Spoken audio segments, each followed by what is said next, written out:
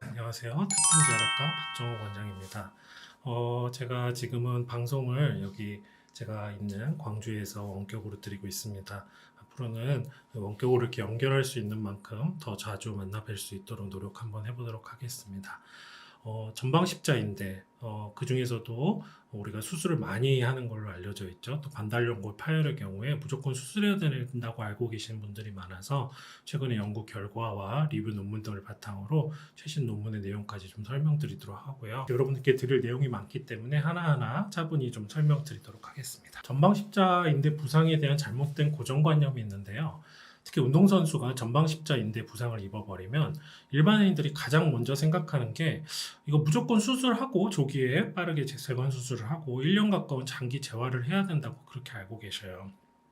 그리고 이 잘못된 고정관념은 사실은 이게 틀린 내용인데요. 이제는 더 이상 스포츠와 일반 매체를 통해서 대중한테 이미 뿌리 깊게 자리 잡고 있어요. 그냥 그렇게 머릿속에 세뇌가 돼가지고요. 대부분의 분들이 전방십자인대가 파열되었을 경우에는 스포츠와 정상적인 내가 삶으로 돌아가려면 전방십자인 수술을 빨리 하고 장기간 1년 가까운 장기 재활을 해야 된다고 믿고 있습니다. 그런데 최근의 논문에서나 저자들은 이것은 근거에 입각한 의학적 사실이라기보다는 스포츠 의학에서 그냥 떠내려오는 구전 설화 수준의 내용이 될 수도 있다고 그렇게 말하고 있습니다.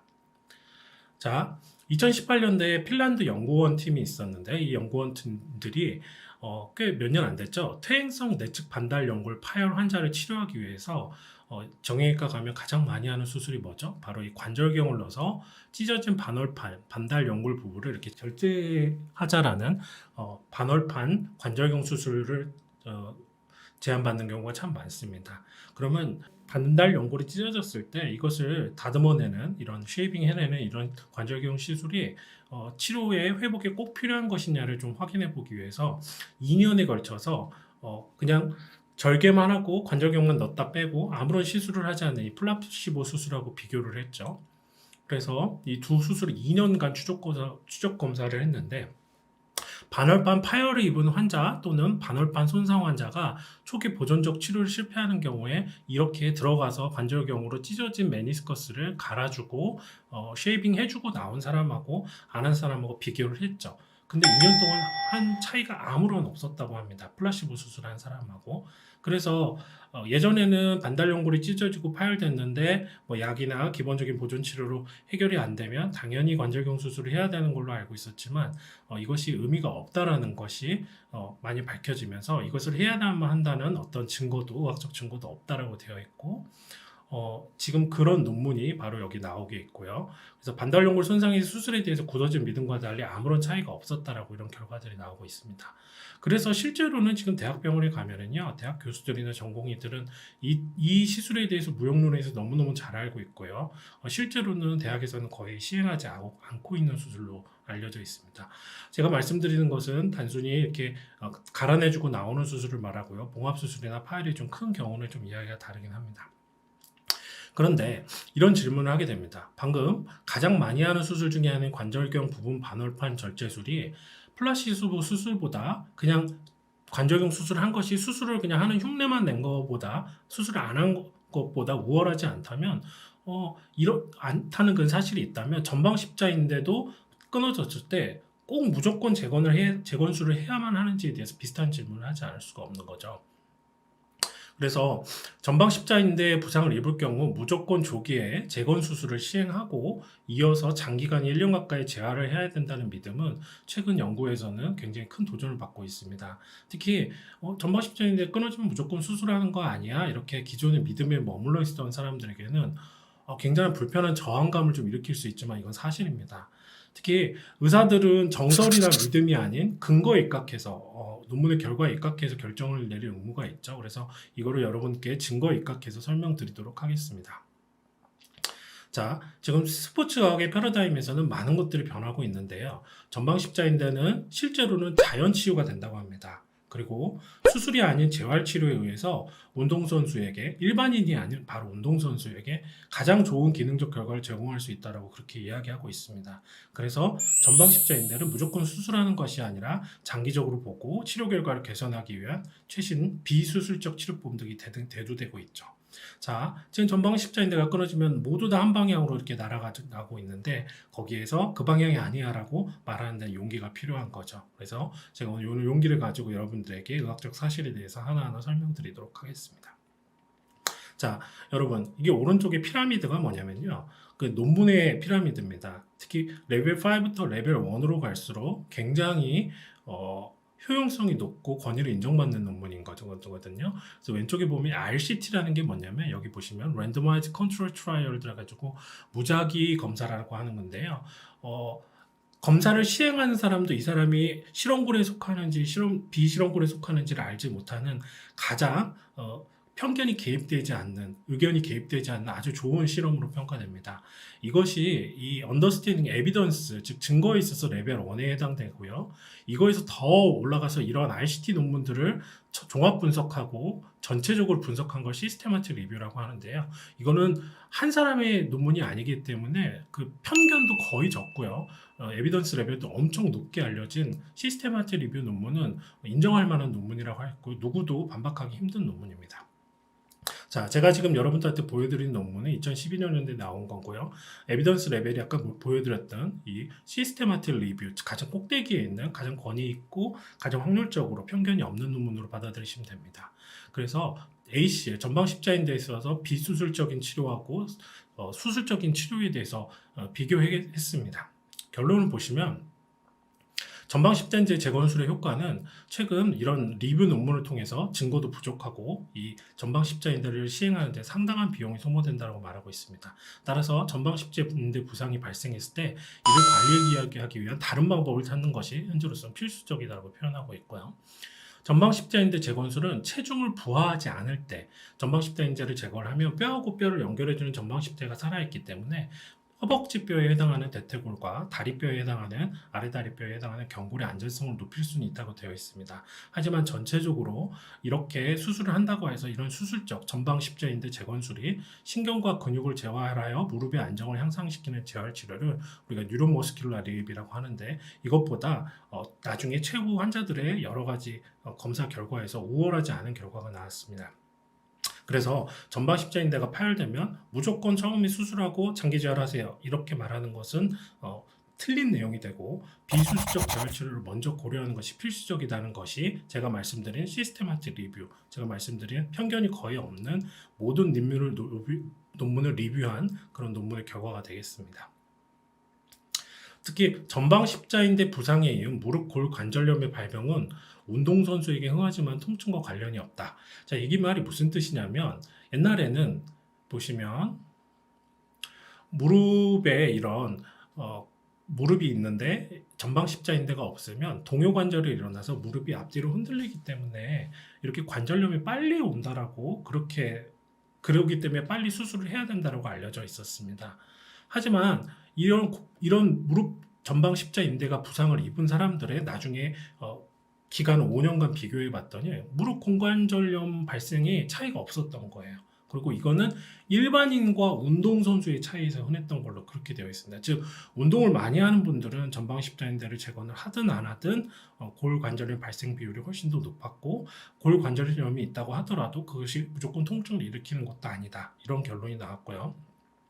그래서 옛날에는 젊은 사람이 전방 십자인대가 찢어지면 추가적으로 반달연골이 파열될 수도 있고 골관절염이 생길 수도 있기 때문에 빨리 수술을 하는 것이 좋다 이렇게 되어 있었고 또 나이가 50세 이상 되게 되면 어차피 많이 망가져 있다면 나중에 차라리 수술을 하지 말고 기다렸다가 전치환술, 그러니까 인공관절로 바꿔버리면 되니까 차라리 그때는 수술을 미루는 것이 낫다 이렇게 되어 있었는데 그 앞부분에 그러니까 지금 골관절염이 없지만 전방 십자인대가 없으니 무릎이 많이 흔들려서 결국은 수술하게 되니까 빨리 조기 수술을 하자라고 말했던 그 이유가 의미가 없게 된 겁니다.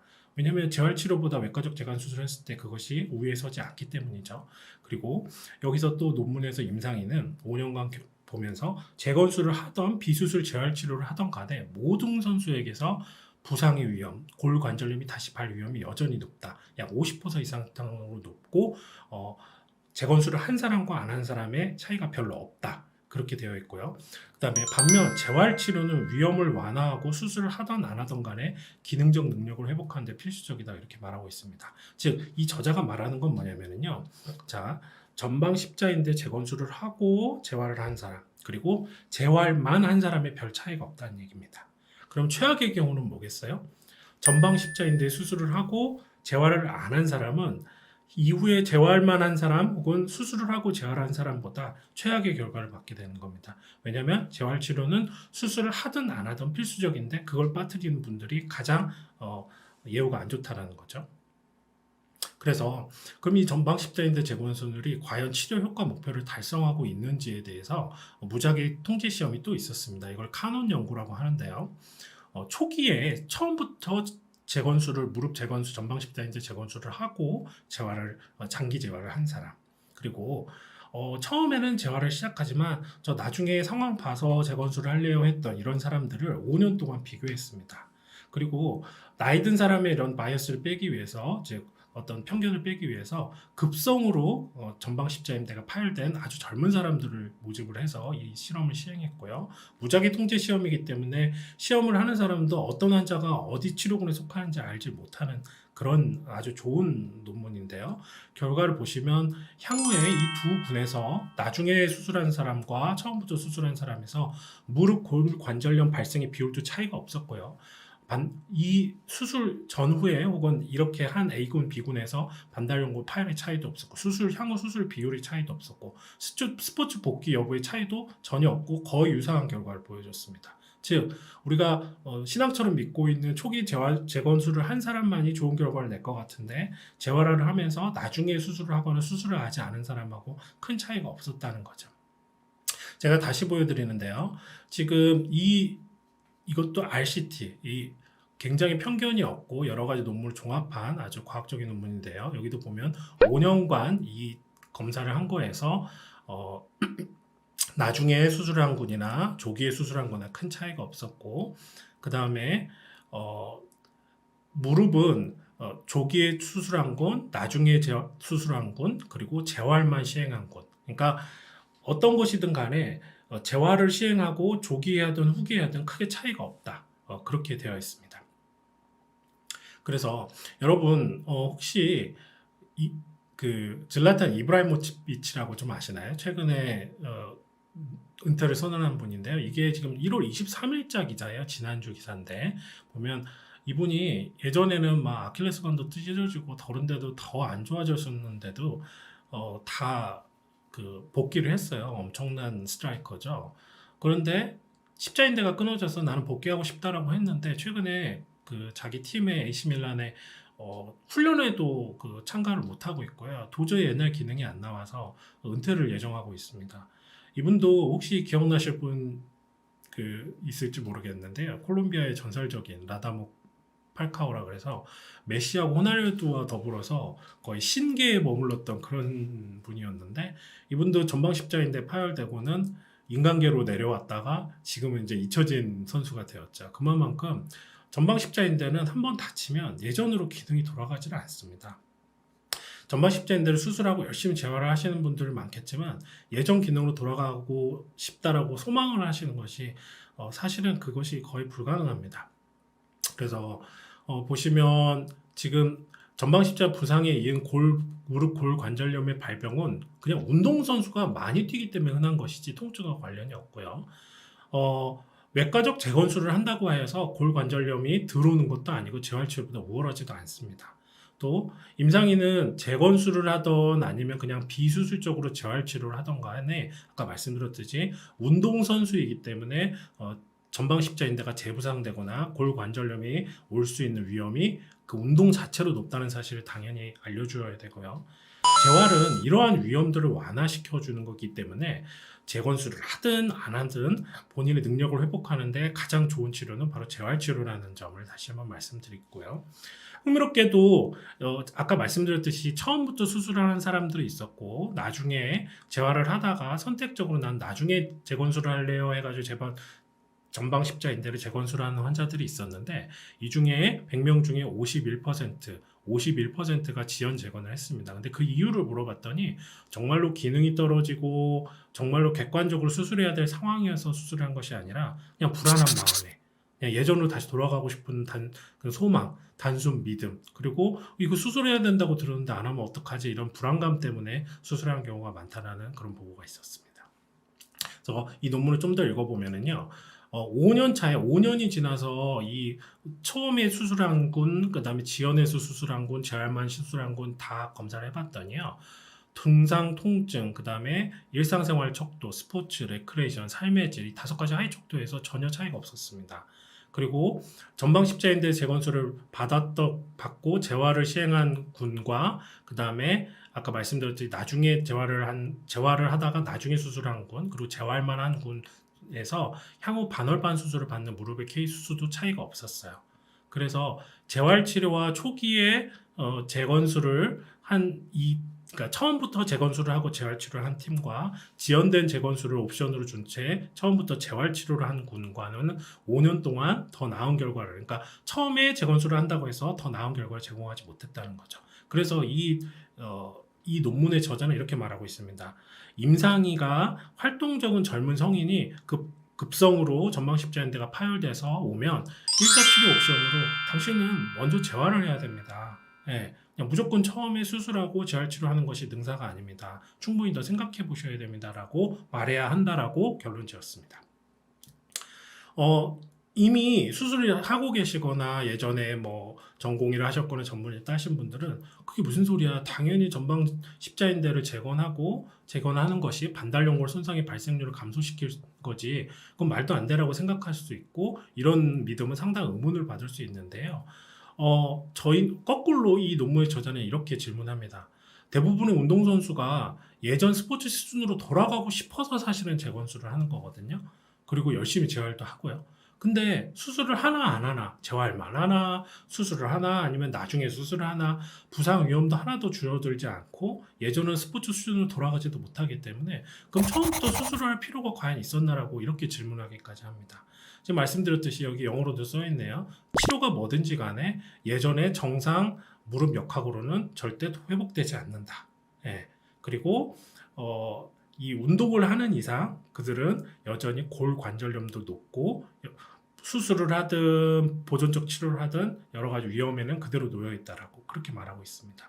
제가 말씀드렸듯이 이 논문도 그냥 대충 논문이 아니라 시스테믹 리뷰입니다.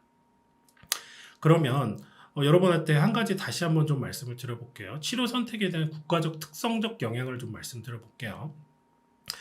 호주는요, 저는 호주에 가봤는데요, 공원에 가면 앉아있는 사람이 별로 없어요. 걷는 사람도 별로, 다 뛰고, 그러죠. 그래서 호주는 굉장히 국민들이 달리고 뛰는 걸 좋아하는 운동을 좋아하는데요. 보면 방향전환, 치고 달리기, 점프 착지, 뭐 하키, 농구, 축구 이런 것들을 좋아하죠. 크리켓 이런 것들. 그래서 이런 경우에는 전방 십자인 부상이 굉장히 큰데요. 호주는 실제로 전방 십자인대 재건 수술을 하는 비율이 세계에서 가장 높은 국가 중 하나입니다. 그리고 특히 어린애들에서도 수술을 굉장히 많이 하고 있는데요. 그 이유는 이 소아 아이들에게서 전방 십자 부상이 일어나면 정부에서 돈을 다 대준답니다. 그래서 본인 개인 보험, 뭐 우리나라로 치면 실비보험 같은 게 없어도 아이가 그냥 국가보험, 의료보험으로 이 수술이 되기 때문에 굉장히 지금 보시면 왼쪽이 이 그래프인데요. 남녀, 토탈 모두 이렇게 계속 연도별로 2015년도까지 계속 증가하는 양상을 보입니다.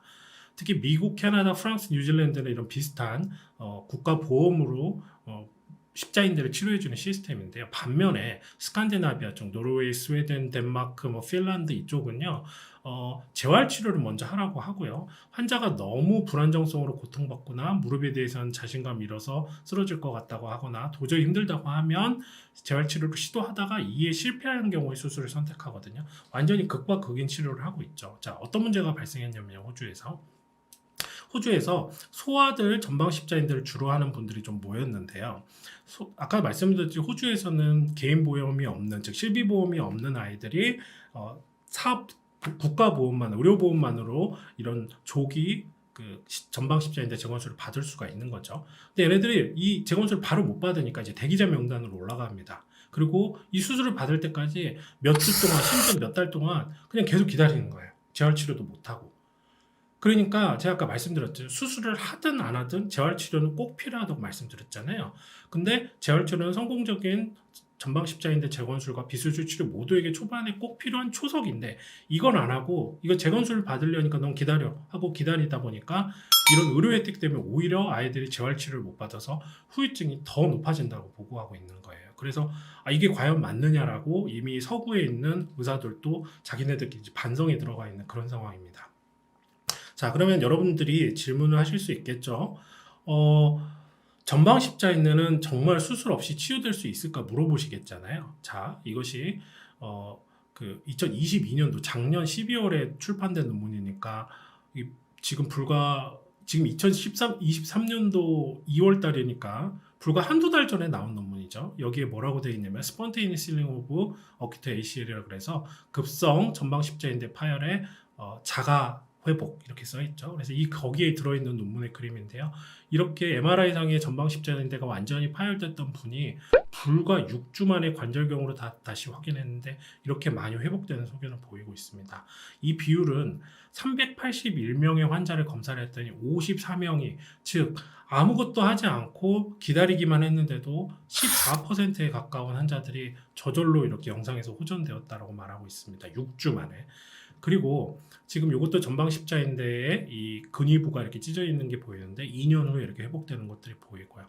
그래서 여러분이 생각하시는 거나 어떤 의문과 달리 실제로 전방 십자인대의 이런 파열이 굉장히 자연 치유될 가능성이 상당히 높다는 것이 지금 이건 뭐 제가 여러분들에게 뭐 주장한다고 되는 것이 아니라 이거는 말 그대로 MRI 찍어보면 아는 거고 관절경 들어가서 눈으로 확인해 보면 되는 거기 때문에 뭐 이렇게 속이고 말고 할 수 있는 여지가 없는 거죠.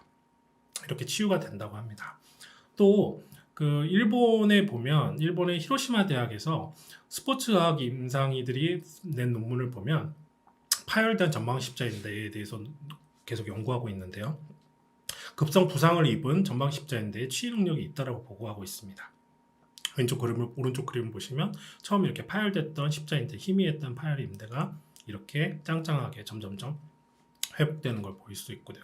여기서 연구자들은 환자가 그래서 그렇기 때문에 이렇게 자연 치유의 가능성이 높고 회복될 수가 있기 때문에 처음부터 전방 십자인대를 재건하기보다는 후기에 좀 할 수 있도록 계획하고 재활 기간 중에 물론 이제 아까 말씀드렸듯이 이 전방 십자인대가 흔들리면 동요관절이 되면서 반월판이나 반달연골을 약간 찌그러뜨리거나 손상시킬 우려는 당연히 있는 거죠. 어느 정도는 아주 심한 경우에는. 그래서 그런 연골 손상의 약간의 위험을 만약에 환자가 좀 감수하고 지켜볼 의향이 있다면 비수술적으로 재활 치료를 하면서 MRI를 반복적으로 이렇게 촬영해 보면 정말 이게 붙는지 안 붙는지를 알 수 있기 때문에 이런 경우엔 만족스러운 결과를 얻을 수도 있다라고 그렇게 저자가 코멘트를 하고 있었습니다.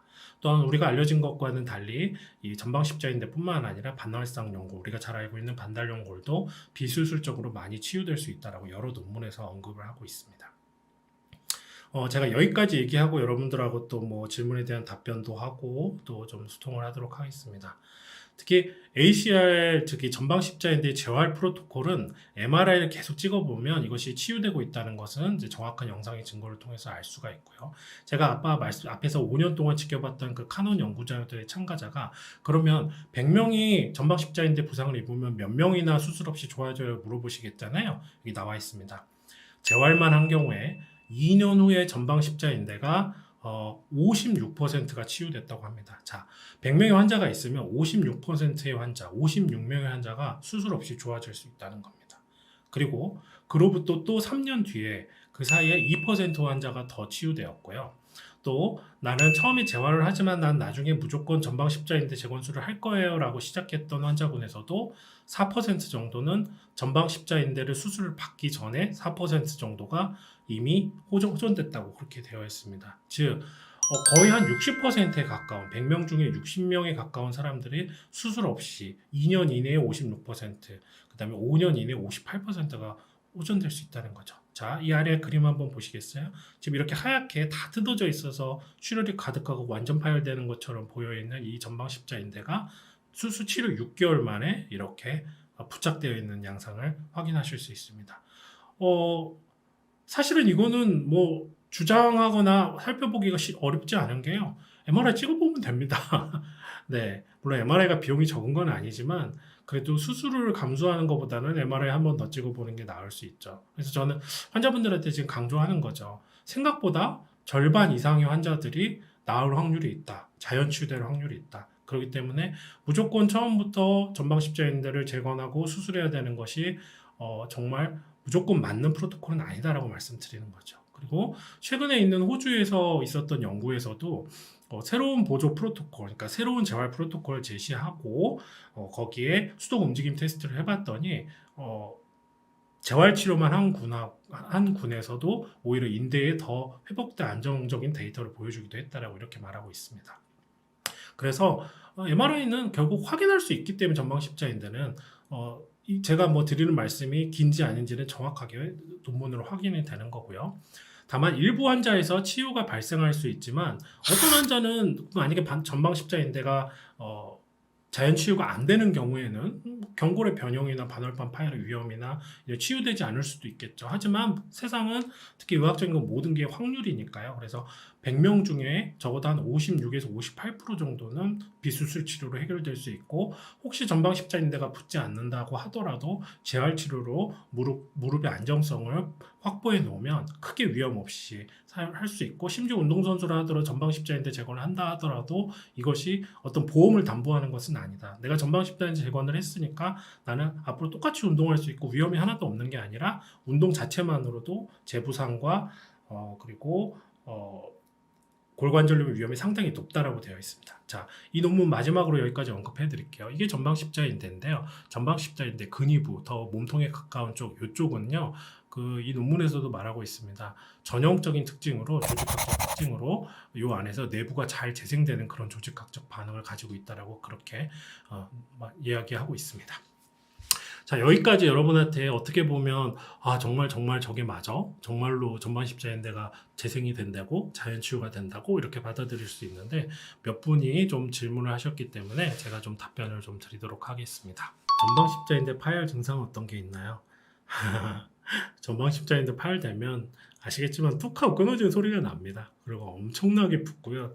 다리가 후들후들 거립니다. 왜냐면 관절 불안정성이 생기면서 엄청난 부종이 발생하기 때문에 막 물과 피가 가득 차고 흔들흔들 되고 그러죠. 통증도 심하고. 예, 그래서 뭐 이 증상은 뭐 말씀 안 드려도 그냥 환자분들이 진료실 들어오면서 원장님 저 끊어진 것 같아요 이러면서 들어와요. 예, 거의 근데 본인이 모르는 경우는 이제 부분 파열이 있거나 좀 많이 둔하신 경우에는 모를 수도 있죠. 선생님, 전방 십자인대가 완전히 끊어진 경우에 자연 재활이 되나요? 예, 제가 아까 말씀드린 그 퍼센트 안에는 전방 십자인대 완전 파열까지 포함되어 있습니다. 근데 전방 십자인대 완전 파열의 경우에는 아무래도 그 자연 치유의 그 가능성이 조금 떨어지긴 하겠죠. 하지만 전방 십자인대의 전파열의 경우에도 완전 파열의 경우에도 회복의 가능성이 절반 이상이라고 그렇게 이해하시면 될 것 같습니다. 자, 그래서 다른 이야기도 제가 조금 더 진행을 해보도록 하겠습니다. 자, 그러면 제가 아까 말씀드렸듯이 전방 십자인대의 이 근위부 있잖아요. 지금 제가 이 빨간색으로 표시한 부위 여기는 그래도 잘 재생이 되는데 원위부, 이 경골 쪽에 더 먼 쪽에 있는 이 원위부는 회복이 좀 덜 된다고 되어 있거든요. 그러면 재활치료만이 무조건 다냐? 그 이상 우리가 수술하지 않으면 할 수 있는 것이 없느냐라는 질문들을 좀 하실 수 있는데요. 이거는 이제 최근 이제 초음파 이용한 논문입니다. 누워가지고요, 이렇게 무릎을 굽히게 되면 이 초록색으로 여러분 화면에 보이시는 게 이게 전방 십자인대거든요. 보이시나요? 예, 요게 전방 십자인대입니다. 그래서 초음파로 보게 되면 무릎을 굽히고 보게 되면 이렇게 동적으로 이렇게 다 보이게 돼요. 근데 이 오른쪽 그림처럼 전방 십자인대가 이렇게 뚝 끊어지잖아요. 그럼 여기가 벌어지고 이제 초음파는 좋은 게 움직이면서 이렇게 볼 수 있거든요. 그래서 덜렁덜렁하게 보이게 됩니다.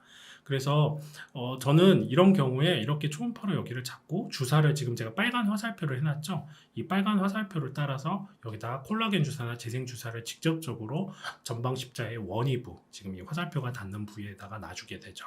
그래서 바늘이 들어가는 입구까지 정확하게 다 보이게 되고, 단순히 환자분이 나는 재활만 하는 거로는 조금 불안하고 좀 더 적극적인 치료를 하고 싶다 하면 저는 한 단계 더 나아가서 환자한테 전방 십자인대 재활 치료, 그리고 매번 MRI 찍기엔 비용이 너무 비싸기 때문에 이렇게 초음파를 통해서 이런 것들이 상태가 좋아지고 안에 다른 물은 차지하고 동반된 반알파는 연골 손상이나 동요관절은 오지 않은지, 불안정성은 심하지 않은지, 신체 검진과 근력 검사와 함께 관절 각도 그리고 내부 상태까지 이렇게 계속 같이 관찰해 주는 거죠. 그래서 재활이라는 것이 그냥 어떻게 보면 뭐 치료사하고만 주고받는 이런 지리한 과정이 아니라 재활학과 의사들은 굉장히 깊이 개입해서 영상학적으로 확인해주고, 많이 통증이 생기고 불편하면 염증도 제거해주고, 또 만약에 불안하면 거기에다가 더 부가적인 재생 주사를 놔서 더 부착이 더 수월할 수 있도록 도움을 주는 것, 그리고 매번 체크해주고, 그다음에 재활 프로토콜이나 재활의 단계들을 같이 체크해주는 것, 이런 것들이 의사가, 특히 재활학과 의사가 하는 일이라고 볼 수 있습니다. 자, 그러면 방금 제가 말씀드린 건 전방 십자인대고요. 사실은 전방 십자인대는 MRI를 많이 찍는 이유는요, 이 안에 무릎 안에 깊은 곳에 있기 때문에 잘 안 보여서 MRI를 찍는 겁니다. 하지만 최근에는 이렇게 고해상도 MRI와 초음파의 이런 영상들이 너무너무 좋아져 가지고요, 지금은 울트라사운드 이미지, 즉 초음파로도 이런 것들이 굉장히 상당 부분 관찰이 되고 있다는 점들을 시청자분들도 아시면 좋겠고요. 자, 마지막으로 이제 후방 십자인대는 그러면 비수술적으로 치료하는 방법이 없나?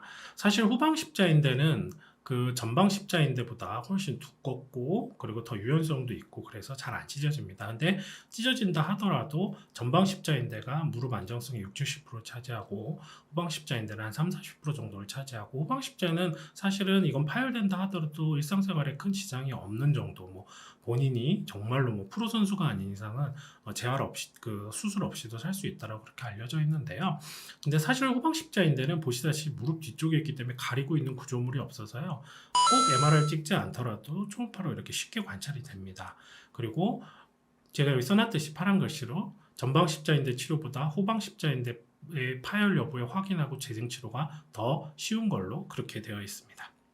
그렇기 때문에 후방 십자인대가 파열되면 더 마음을 편안하게 가지셔도 되고요. 후방 십자인대는 더 전방 십자인대보다 더욱더 재활적으로, 비수술적으로, 보존적으로 치료받을 수 있다고 그렇게 이해하시면 될 것 같습니다. 임상적 결론을 한번 보시죠. 의료 정책 및 공공의료는 우리가 그냥 어떤 정책을 정할 때는요, 과학적 근거, 특히 논문의 근거를 바탕으로 이것들을 수립해야 되죠. 수술을 연기하는 선택권을 가진 재활치료, 그러니까 재활치료 시작하고요, 우선 지켜보다가 수술을 하셔도 됩니다라는 것을 우선적인 전방 십자인대 치료의 접근법으로 바꿔야, 개혁을 해야 된다라고 제가 아니라 서구에 있는 논문을 리뷰한 정형외과 의사들이 이렇게 말하고 있습니다. 스포츠학 임상의와 의사는 현재 재건술을 무조건 우선시하는 추세를 뒷받침하는 이런 의학적 정보가 부족하다는 점을 인식해야 된다고 말하고 있고요. 전방 십자인대 파열이 그냥 놔둬도 절반 이상은 자연 치유될 수 있기 때문에 무조건 수술하는 이런 경향이 좀 끊어져야 된다고 말하고 있습니다. 또 의사는 급히 수술적 치료를 하고 이런 것이 당장 결정해야 돼요 이런 것이 아니라, 환자에게 이거는 수술을 할 수도 있고 비수술을 할 수 있고, 또 이런 부상관리, 이런 재활치료를 해야 되고, 만약에 수술을 한 건 안 하는 경우에 이런 위험이 있고 이런 위험한 결과가 있을 수가 있으니 환자분이 충분히 선택하고 충분히 생각해 보시고 결정하셔야 되고, 하지만 재활치료는 수술을 하든 안 하든 꼭 필요한 초석이고 꼭 하셔야 됩니다, 이렇게 말씀을 해야 된다는 거죠. 그래서 전방 십자인대 손상을 입은 특히 운동선수라고 직접적으로 언급했습니다. 운동선수는 의사가 수술해야 됩니다, 이런 수술 필요에 대한 강요 없이 스스로 치료를 할 수 있는 옵션의 가능성에 대해서도 본인도 좀 알아보고, 이런 것들을 충분히 판단하고 할 시공간적 여유가 필요합니다. 끊어졌네요.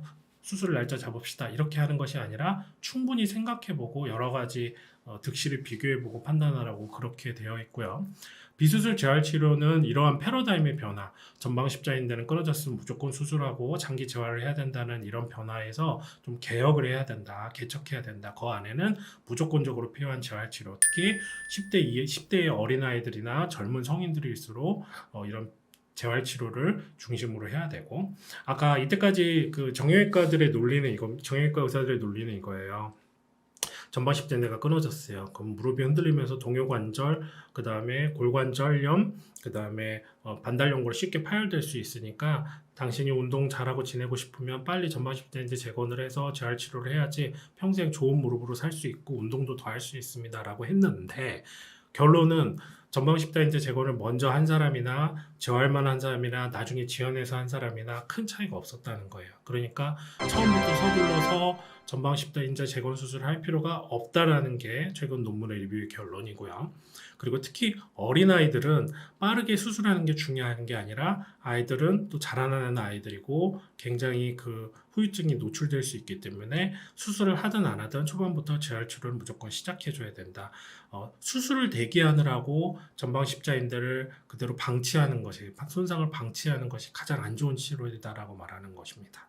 저는 여기 내용에서 조금 더 추가해서 드리고 싶은 이야기는 전방 십자인대나 반달연골의 손상에 있어서 이런 치료에 있어서 비수술적 치료가 중심에 서야 되고, 단순히 재활 치료로 끝나는 것이 아니라 그 안에 그 비수술적인 재생 치료, 인대 재생 치료, 반달연골 재생 치료, 그리고 환자가 증상이 심해지거나 염증이 다시 생기거나 추가 파열이 있거나 추가 손상이 있을 때 의사가 그걸 성심성의껏 지켜봐주고 관리를 해주고 상태를 지켜봐주고, 그리고 환자가 나중에 수술을 해야 될 정도로 상태가 혹시 악화되는 경우에는 계속해서 상담하고 모니터링하면서 그것들 같이 걸어가 주는 거, 그게 재활학과에서 해야 될 부분이라고 생각합니다.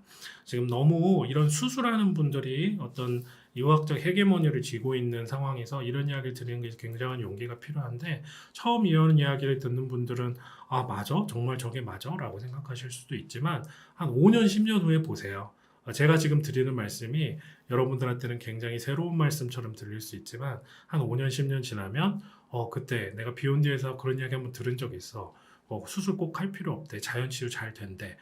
그런 내용이 아마 여러분이 그때 가서는 정말로 그러네, 그 말이 맞네 라는 그런 어떤 자각이 들 때가 있을 거라고 판단이 듭니다. 그래서 저는 재활학과 의사로서 용기를 가지고 지금 우리나라에서 전체적으로 너무 수술을 쪽으로 기울어 있는 이런 세태에 대해서 수술이 나쁘다는 거 말씀드리는 것이 아니라 수술을 좀 연기하고 회복될 수 있는 시간을 한 2년 정도 지켜보고 결정하셔도 늦지 않다는 점을 다시 한번 말씀드리는 거고, 전방 십자인대는 그래도 불안정하고 여러 가지 증상이 있는 경우에는 할 수도 있다. 하지만 수술하지 않고 회복될 수 있는 경우도 56에서 58%에 달한다는 점을 여러분들한테 다시 한번 강조해서 말씀드리는 겁니다. 사실은 제가 유튜브나 이런 여러 가지 영상을 봤을 때 다 전방 십자인대 끊어지면 어떤 수술을 할 건지, 그러니까 자가건으로 할 건지 타가건으로 할 건지, 수술할 때 주의사항 이런 이야기는 있지만 정말 전방 십자인대가 끊어지면 수술하지 않으면 방법이 없네라고 느껴질 만큼 수많은 영상들이 쏟아져 있습니다. 한번 찾아보십시오. 제 강의가 끝난 다음에. 근데 그 어디에도 수술하지 않고 재활치료로, 그러니까 수술 후 재활이 아니라 재활치료만으로도 이것이 많이 회복될 수 있다라는 그런 이야기나 영상이나 그런 권고는 제가 보질 못했어요. 있으면 정말 좋을 것 같고 저도 좀 알고 싶어요. 그래서 제가 최근 한 10년, 2010년대 이후부터 지금까지 10년간 누적되어 온 논문들을 찾아보고 그 리뷰 논문들을 바탕으로 해서 여러분께 이제 설명을 드렸던 거고요. 그래서 어떻게 보면 생소할 수 있지만 이것이 곧 대세가 되고 전체적으로 점점 크레센도처럼 커지는 대세 의견이 될 거라는 것들을 여러분들이 믿어주시면 좋겠습니다.